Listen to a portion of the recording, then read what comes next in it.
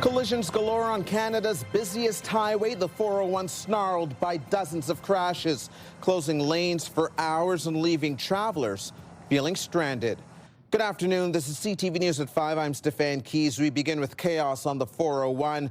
More than 50 crashes reported today, and drivers say the scenes that unfolded were far from pleasant. One truck burst into flames in the eastbound lanes between Quinte West and Napanee. Ontario police, provincial police rather, reported closing a stretch of the roadway between County Road 30 and in Brighton, just west of Trenton, and Loyalist Road in Belleville. The visibility along that corridor of the 401 had reportedly been quite poor today, and a snow squall warning had been issued this morning.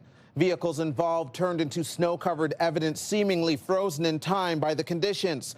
At the height of the weather event, OPP say collisions were being reported for a 100-kilometer stretch between Brighton, which is closer to Toronto, and Odessa, which is closer to Kingston. Police say there were injuries, but none were considered life-threatening. The lane closures were called off before 4 p.m. this afternoon. But the incident started rolling in before 9 a.m. According to Environment Canada, Belleville saw 35 centimeters of snow yesterday. The squalls are getting credit for an additional 5 to 10 centimeters expected today. Drivers are being asked to exercise patience and to drive for the conditions. Meanwhile, travel on Line 1 of the LRT is still facing disruptions. OC Transpo staff are now laying out an extensive plan to fix the newly discovered spalling issue on the line, but it remains unclear when riders can expect a return to regular service. Let's go live now to CTV's Leila Rock, who is at City Hall with the details on this. Leah. Well, Stefan, the briefing just wrapped up only moments ago. I'm just outside of the room where it all happened.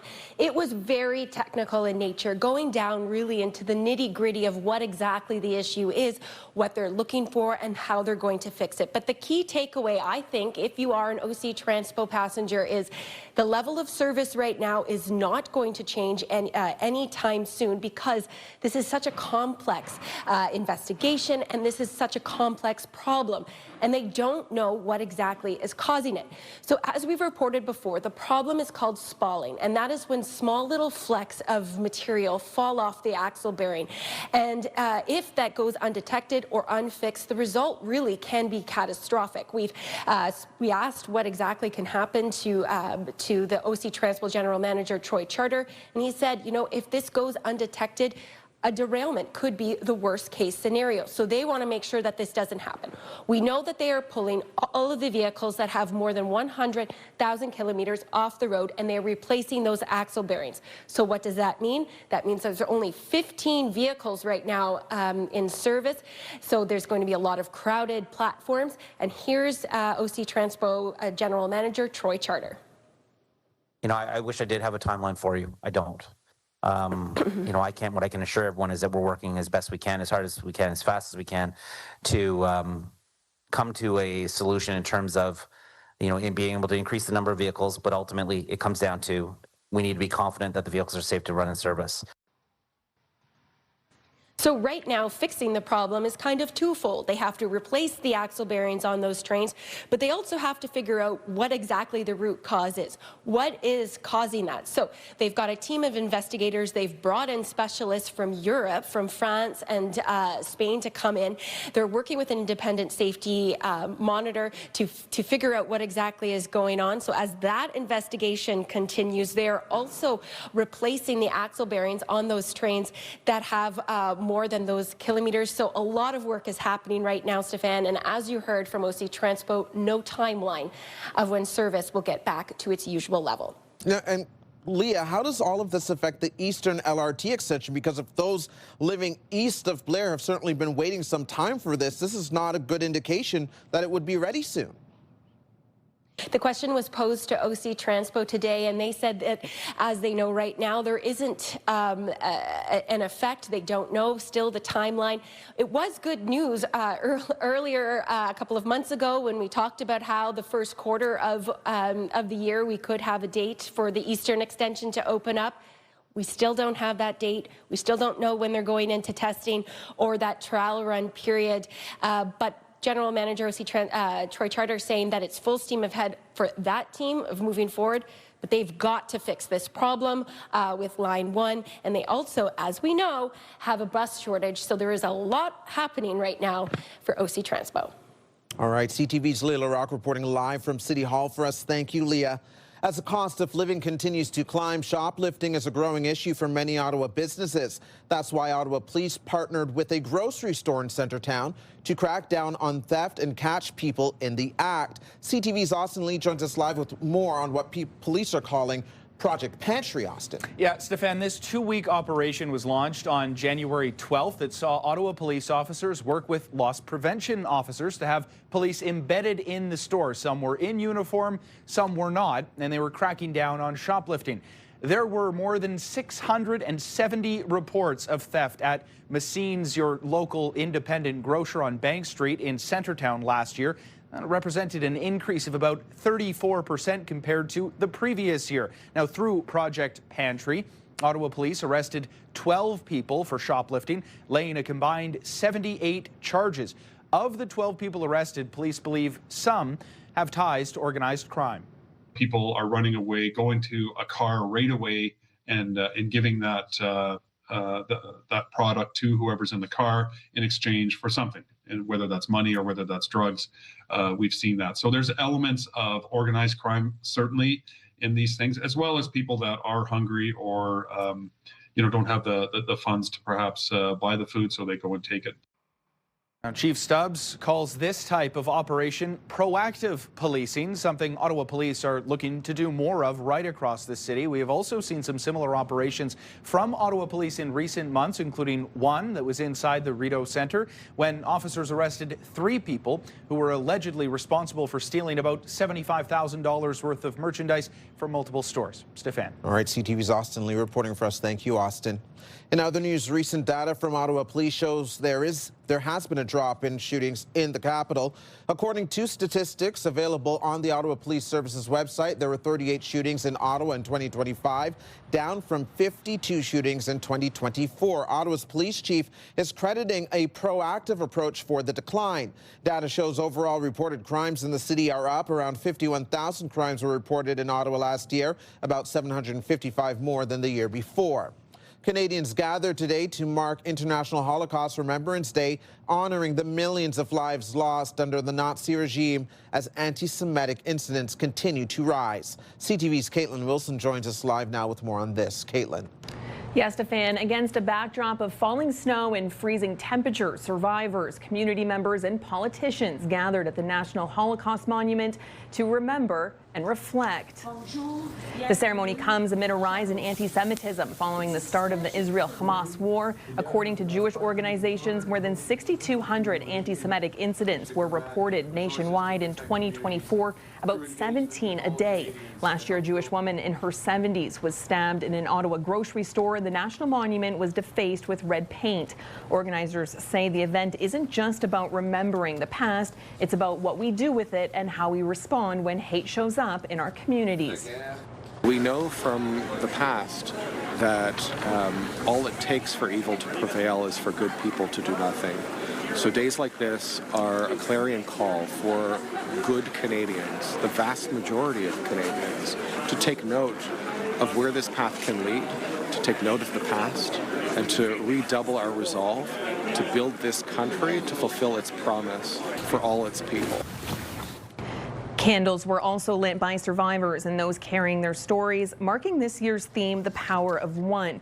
And organizers say as the number of survivors continues to shrink, remembering becomes a shared responsibility, saying you can't have remembrance without action. Stefan? All right, CTV's Caitlin Wilson reporting for us. Thank you, Caitlin. New developments today in the strained relationship between Canada and the United States, which has been under more pressure since Prime Minister Carney's speech at the World Economic Forum last week. Carney says he is standing by his speech despite claims from the Trump administration that he, quote, aggressively walked back some of his comments. To be absolutely clear, and I said this to the president, I meant what I said in Davos. It was clear, it was a broader set of issues, that Canada was the first country to understand the change in U.S. trade policy that he had initiated, and we're responding to that. Carney was given a rare standing ovation after his speech where he warned against great powers using economic integration as weapons and tariffs as leverage, but didn't call out Trump directly. After the speech, Trump threatened to impose a 100% tariff on Canadian goods if Ottawa signs a trade deal with China. Carney says he spoke with Trump yesterday and had a very good conversation on a wide range of issues. Coming up on CTV News at 5, would you pay more to have the city clear the snow left at the end of your driveway? And our Jackie Perez is live in studio for us with the first check on the forecast. Jackie. Well, thanks so much, Stefan. Light flurries continue to blanket the capital. By the end of the night, we could see up to 4 centimeters of snowfall. Now, this afternoon, much milder for temperature-wise, but it will take another dip this evening. Taking a look now, temperatures sit around -11, -12, but with that wind chill value feeling closer to -17. Overnight conditions getting down to about -21, feeling more like -28. Tomorrow, it'll be a much milder, -10 the daytime high, but the chance of flurries will likely linger into tomorrow. Here's a closer look at the conditions, what we can anticipate for Wednesday. More sunshine than the flurry, so that's the good news. We'll have a look at your forecast and much more in just a bit. Stefan. Thanks, Jackie. Now for a live check on traffic. We're seeing some slowdowns in both directions around O'Connor on the Queensway. We know that in the westbound lanes, it's slow from Walkley to Carp Road. Collision near Palladium is also helping to back things up. Eastbound, it's slow from Moody to Boundary Road, and there is a collision at Bronson to report. 174 eastbound is slow from the split to Jeanne d'Arc. The 416 south is slow from the split to Hunt Club. There are also several collisions on the roadways, including Portage Bridge. That's in the northbound lanes heading into Ottawa from Gatineau. You're watching CTV News at 5.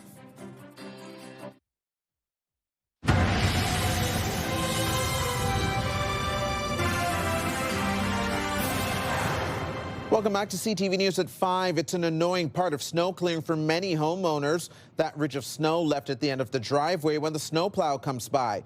There's a name for it. It's called a windrow. The city of Mississauga is now clearing those snow piles as part of its standard snow removal service. Today's radio question of the day is asking, would you pay extra in property taxes for snow to be cleared from the end of your driveway? No, I would not. I have a snowblower, and most of us on our street try to keep the street wide. So when they do come by, the snowbanks, they're not that high. And we can easily, like I easily go around and do all my neighbors at the same time. Chrissy Cameron is here with more and a definitive answer from that listener. Chrissy, how does it work in Mississauga? Well, this always happens, doesn't it? It actually happened to me yesterday. You just finish shoveling your driveway and you think, okay, I'm done. You're dusting off your hands, and then the dreaded plow comes by. And you're happy to see it because the entire street is now clear. But that compacted snow at the end of your driveway. That's the key word, compacted. Geez, can it ever be heavy? Because sometimes it's wet, and then, you know, let's say you're a nurse or somebody who's working shift work, you come back and it's been sitting there for 10 hours. Now it's frozen. In Mississauga, there's a 4 to 6 hour window. This is part of the standard snow clearing service paid for by your property taxes, an additional $52 per household there, but they clean it up for you.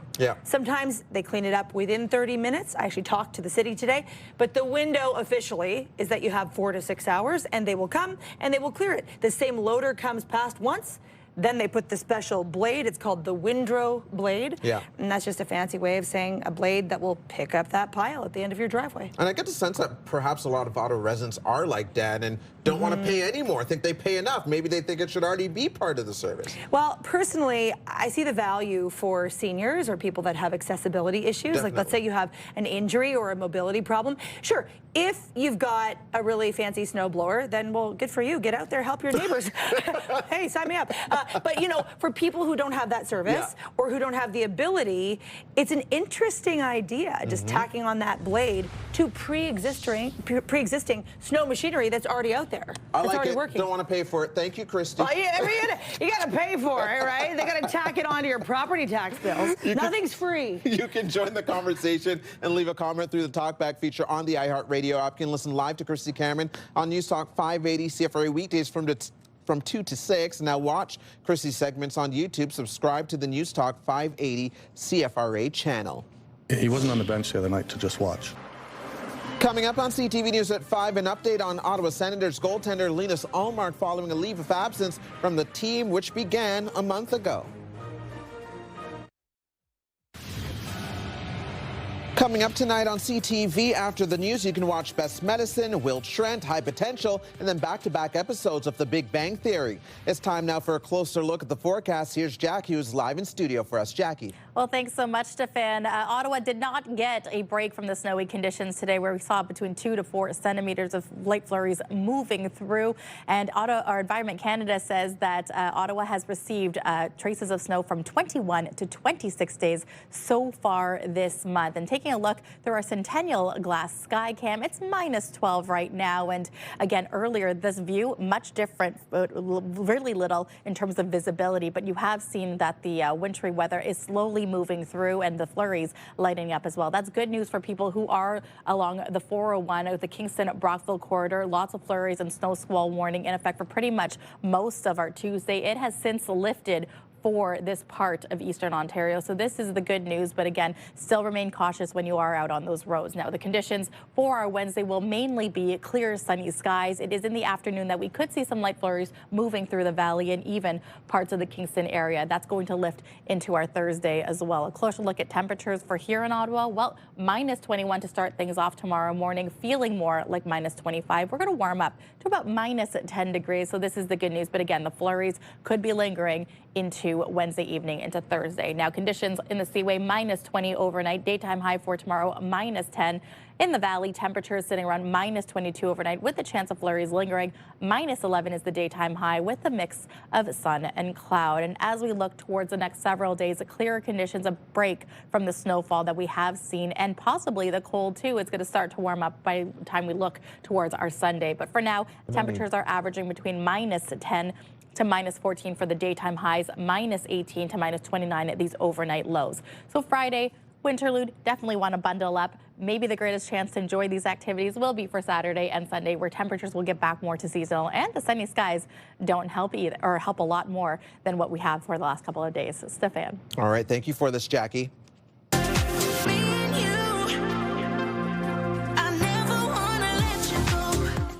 Coming up for us here on CTV News at 5, the list of 2026 Juno nominees is out. And then another live check on traffic right now. We want to let you know that it is very slow going on the Queensway this hour. If you are westbound, it is slow from Innis in the East End all the way out to Palladium in Canada. We'll be right back. Get the latest live local breaking news. Sign up now for our morning and evening CTV News Ottawa newsletter. The best local content from CTV News, Your Morning Ottawa, and News Talk 580 CFRA.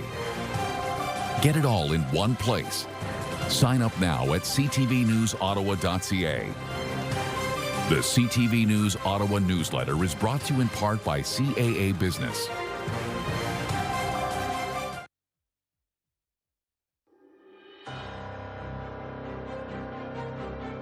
Here's a live look through our Centennial glass sky cam. It is minus 12 right now.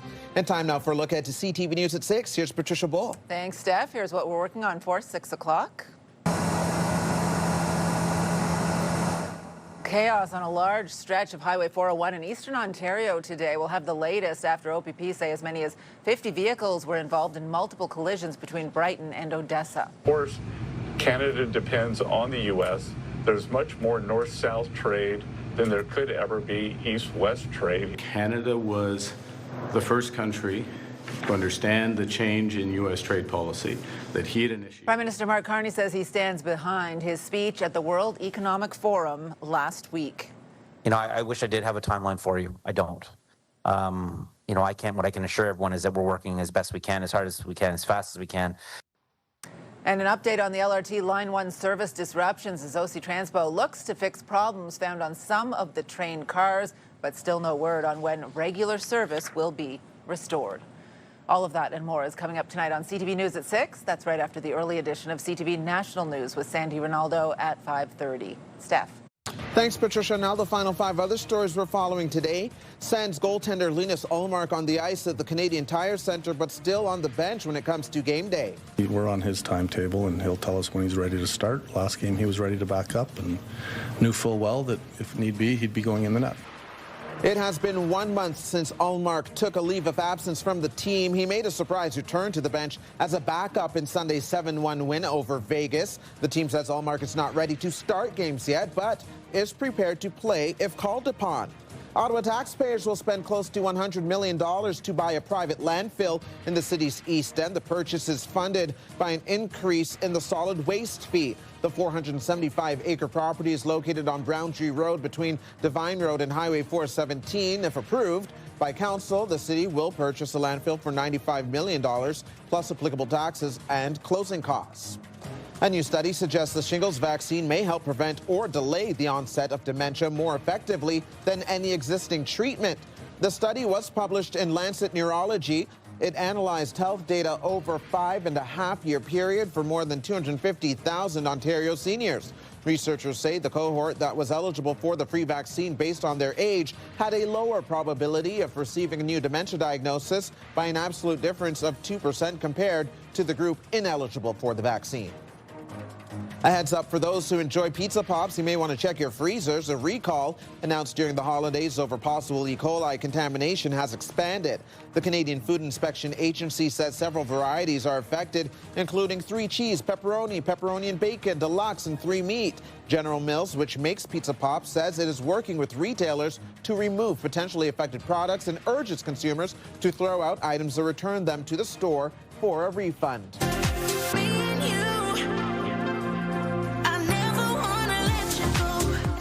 The 55th Annual Juno Awards will be held in Hamilton next month, and after an announcement this morning, we now know who the nominees are. Ottawa's Jamie Fine has been nominated for her song with fellow Canadian pop star Sean Desmond. Arcade Fire is also on the list for Group of the Year. 2 of the original band members graduated from Ottawa's Canterbury High School. The full list of nominees is on the Juno Awards website. That is CTV News at 5. I'm Stefan Keys. Be sure to join Patricia Bull for CTV News at 6. The early edition of National starts now. Thanks for watching.